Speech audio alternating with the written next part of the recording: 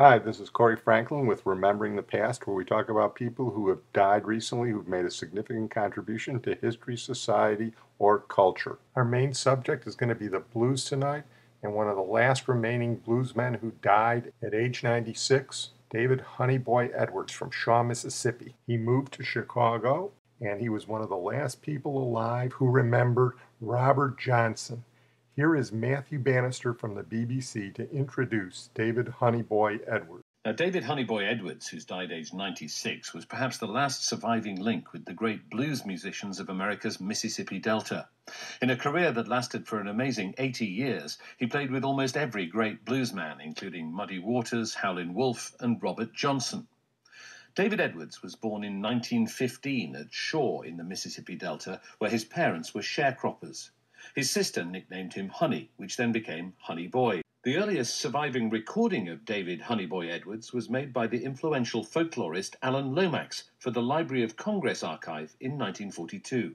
This record of the Roman and Rambling Blues will be sung and played on the guitar by David Edwards, same age as I am, 27 years old. And he's studied under the best guitar players in the country. Well, I'm going, yes, I'm going, and your cry won't make me stay. Here's Michael Frank, who was Honeyboy's manager and harmonica player for 4 decades, describing him. Very stylish. He always wore a hat. The older blues musicians, the men, always felt that they were not fully dressed on stage if they didn't have a hat. Here's Honeyboy Edwards talking about learning to play the blues in the Mississippi Delta and traveling along Highway 61, which is an important part of his story. I remember once I was coming from Memphis, walking down 61 highway, guitar on my shoulder, pulled out across the field picking cotton. I wasn't picking none. I was trying to get to town to play on the street and make some money. And you did it. Yeah. I heard one guy holler, "Hey, man, you better put that guitar down, you're going to starve to death." I just keep it walking. The intersection of Highway 61 and Highway 49 in Mississippi is known in blues circles as the Crossroads, and it's where the most famous of all the blues guitarists, Robert Johnson, is said to have sold his soul to the devil to become the greatest blues guitarist ever. Honeyboy Edwards, as I said before, was one of the last people who was still alive until recently who could actually tell the story of Robert Johnson. Here he tells how he met Robert Johnson. He was 20 years old when he met the great bluesman in Tunica, Mississippi, which is a small town right off the Mississippi River in the Delta. It was 1935, the height of the Depression, when he happened to run into him, introduced by a relative who was going out with Robert Johnson. When I went to see my cousin in Tunica, and I had my guitar playing around, and she said, "Do you know Robert Johnson?" I said, "No." I said, "I heard a lot about him." She said, "That's my boyfriend." She said, "That old boy sure play a guitar like that." When I did get to him, I said, "You Robert Johnson?" He said, "Yeah, I'm Robert Johnson." I said, "You from around Tunica, Evansville?" He said, "Yeah." I said, "Do you know Willie Mae Powers in Tunica?" He said, "That's my girlfriend," like that. I said, "That's my first cousin." From then on, we hooked up and started walking and drinking. And Robert Johnson was still only in his 20s, and he took Honeyboy under his wing.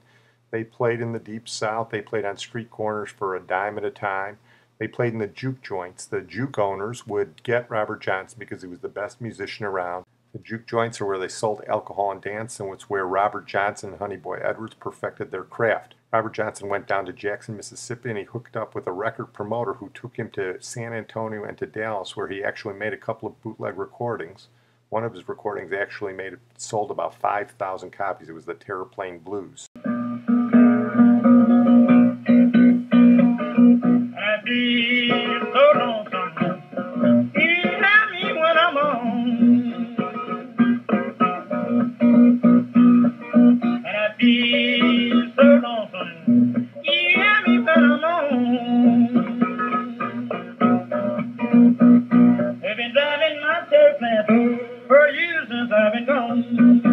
That was the only song that Robert Johnson ever sang that sold any copies whatsoever. In case you're wondering, the Terraplane was a car model built by the Hudson Motor Company during the Depression. It was a powerful car, but it was inexpensive. It had a big back seat. That big back seat was conducive to sex. And of course, when Robert Johnson's singing about the Terraplane Blues, he's not singing about the car so much as he's singing about sex in the car. But I digress. In any event, most of the time he was playing down in the Delta in Mississippi. And you hang around juke joints long enough, especially if you have a taste for alcohol and women, you're going to get into trouble. And that's exactly what happened to Robert Johnson while he was still in his late 20s. He used to drink a lot, and he got in trouble with a lot of women. And the boyfriend of one of the women that he was going out with ultimately poisoned him, an occupational hazard for blues musicians in those days. Not long after that, Honeyboy Edwards migrated north to Chicago, to the south side of Chicago, as so many blacks did in those days. And as I said before, he was probably our last remaining link to the great blues guitarist, one they say may have been the greatest of all blues guitarists, Robert Johnson. We talked about Crossroads, the intersection of Highway 61 and Highway 49. It's one of the most famous songs in blues, and I'm going to play snippets of 3 versions of it. The first version is by the great Robert Johnson, the original. Some people say this was the sound that was the Faustian bargain that he made with the devil. I went to the crossroads, fell on my knees.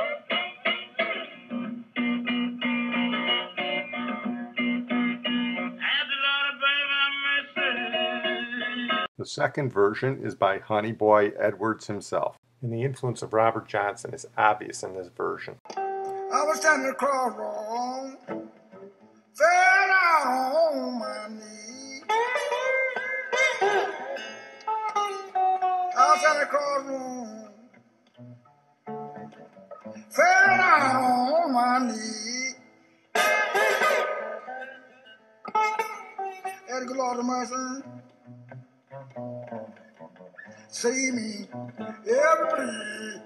The final version is the one you might be most familiar with. It's the one I heard first back in 1969 by Eric Clapton when he was with Cream with Ginger Baker and Jack Bruce. This is one of the songs that Eric Clapton is most well known for. He has founded a drug treatment center called the Crossroads Center in Antigua. It's funded every year, partially through benefit that he does with other famous musicians. And of course, Eric Clapton was a nice English boy, but he got his influence from the Delta musicians who played the blues. Those were the records that he listened to growing up.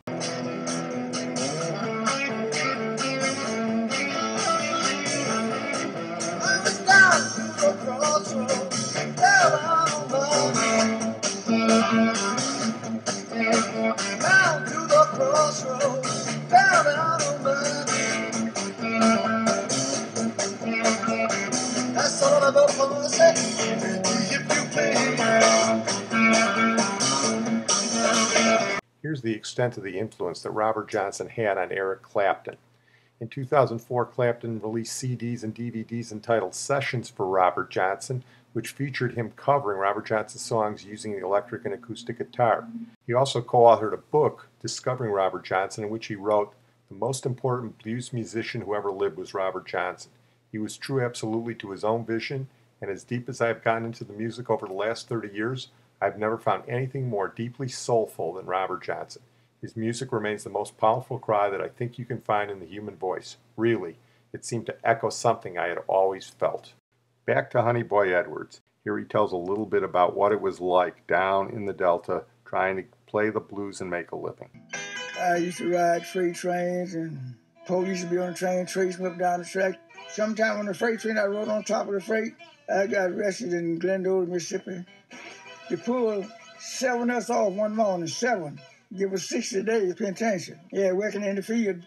Blues is, people used to call them devil songs. In slavery time, when people working in the field, you'd holler and sing. Oh, you got your blues start and something like that. Like a wagon wheel, if you can't roll, get your pitch down. Oh, yeah, like this. But when he finally made it to Chicago, he became a blues legend, playing with the likes of Muddy Waters and Sonny Boy Williamson. And he did pretty well for himself. When he was in his 90s, he played at the Crossroads Festival here in Bridgeview, Illinois. I've been all over the world. I've been to Japan. I've been in Finland. I've been in Denmark. I've been everywhere. Not bad for a kid from Shaw, Mississippi. Well, we're going to close tonight with a well-known blues song by David Honeyboy Edwards. I want to thank my producer, Sid Tepps. And the song we're going to close with tonight is one that's known by every Chicagoan. You may know it from Elwood and Jake from the Blues Brothers, but it was sung long before that by the blues musicians who migrated from the Delta to Chicago. And here's Honeyboy Edwards singing it. It's Sweet Home Chicago. Crying, hey, hey, baby, don't you wanna go? Crying, hey, hey, baby, don't you wanna go to Atlanta, California, sweet home Chicago?